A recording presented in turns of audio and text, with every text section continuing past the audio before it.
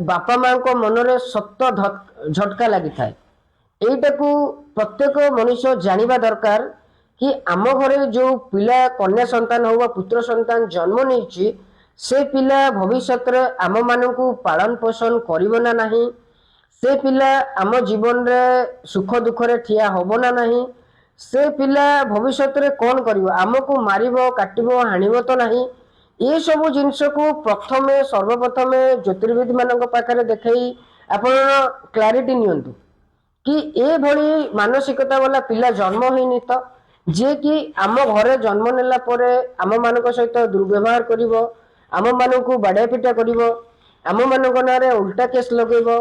आम घर इज्जत मान सम्मान को नष्ट करिवो। ए भली पिला आपण घरे जन्म नहीं नाहंती तो